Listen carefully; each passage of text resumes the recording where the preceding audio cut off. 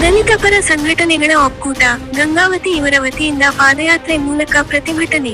ದಿನಾಂಕ 13-10-2025 ರಂದು ಗಂಗಾವತಿಯ ಅಂಬೇಡ್ಕರ್ ವೃತ್ತದಿಂದ ಶ್ರೀ ಕೃಷ್ಣದೇವರಾಯ ವೃತ್ತದವರೆಗೂ ಪಾದಯಾತ್ರೆಯಲ್ಲಿ ಭಾರತ ರತ್ನ ಸಂವಿಧಾನ ಶಿಲ್ಪಿ ಬಾಬಾ ಸಾಹೇಬ್ ಅಂಬೇಡ್ಕರ್ ರವರ ಘೋಷಣೆಯ ಮೂಲಕ ಪ್ರತಿಭಟನೆ ನಡೆಸಲಾಯಿತು. ಹಾಗೂ ಸನ್ಮಾನ್ಯ ಗೌರವಾನ್ವಿತ ರಾಷ್ಟ್ರಪತಿಗಳಿಗೆ ಗಂಗಾವತಿ ತಹಸೀಲ್ದಾರರ ಮುಖಾಂತರ ಮನವಿ ಪತ್ರ ಸಲ್ಲಿಸಲಾಯಿತು.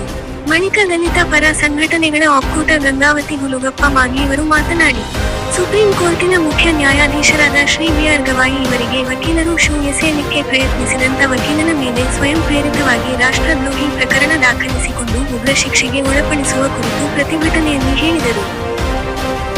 ಸಂಘಟನೆ ಒಕ್ಕೂಟದಿಂದ ಈ ಒಂದು ಪ್ರತಿಭಟನೆಯನ್ನು ಹಮ್ಮಿಕೊಂಡ ಉದ್ದೇಶ ಇಷ್ಟೇ. ಇವತ್ತು ಶಾಸಕಾಂಗ, ಕಾರ್ಯಾಂಗ, ನ್ಯಾಯಾಂಗದ ವ್ಯಾಪ್ತಿ ಒಳಗ ಇವತ್ತು ಭಾರತ ದೇಶದ ನ್ಯಾಯಾಂಗ ವ್ಯಾಪ್ತಿ ಒಳಗ ನಮ್ಮ ನ್ಯಾಯಾಧೀಶರತ ಗವಾಯಿ ಸರಿಗೆ ಚಪ್ಪಲಿ ಎಸೆದಿದ್ದು ಬಹಳ ದುಃಖಕರ ಸಂಗತಿ.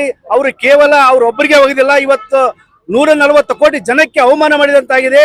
ಸೂ ಎಸೆಯುವುದು ಅದು ಯಾವ ಉದ್ದೇಶಕ್ಕೆ, ಯಾವ ದುರುದ್ದೇಶಕ್ಕಾಗಿ ಅವ್ರು ಮಾಡಿರೋ ಗೊತ್ತಿಲ್ಲ.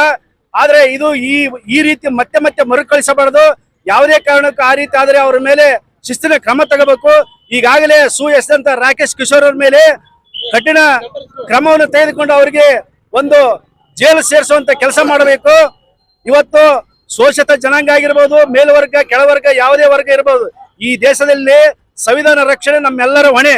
ಈ ದೇಶದಲ್ಲಿ ಸಂವಿಧಾನ ಬರೆದಂತ ಡಾಕ್ಟರ್ ಬಾಬಾ ಸಾಹೇಬ್ ಅಂಬೇಡ್ಕರ್ ಅವರು ಕೇವಲ ಒಂದೇ ಜಾತಿಗೆ ಸಂವಿಧಾನ ಬರೆದಿಲ್ಲ, ಇಡೀ ಎಲ್ಲ ಸಮುದಾಯದವರು, ಎಲ್ಲ ರಾಜಕೀಯ ಪಕ್ಷಗಳು ಮತ್ತು ಎಲ್ಲ ಧರ್ಮದವರು, ಎಲ್ಲ ಸರ್ವ ಜನಾಂಗಕ್ಕಾಗಿ ಸಂವಿಧಾನವನ್ನು ರೂಪಿಸಿದ್ದಾರೆ.